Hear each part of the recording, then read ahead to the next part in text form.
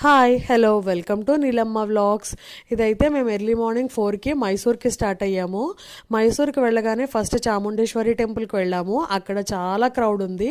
దర్శనం అయితే మాకు అస్సలు అవ్వలేదు. మేము క్రిస్మస్ రోజు వెళ్ళాము, సో దానివల్ల చాలా క్రౌడ్ ఉందన్నమాట.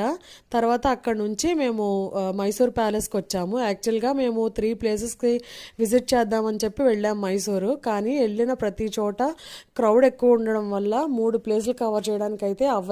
సో ఆ 2 ప్లేసులు, టెంపుల్ అలాగే మైసూర్ ప్యాలెస్ రెండే కవర్ చేసుకోవడానికి అయ్యింది. తర్వాత ఆ మైసూర్ ప్యాలెస్ లోపల కూడా క్రౌడ్ ఎంత ఉందో ఒకసారి చూడండి.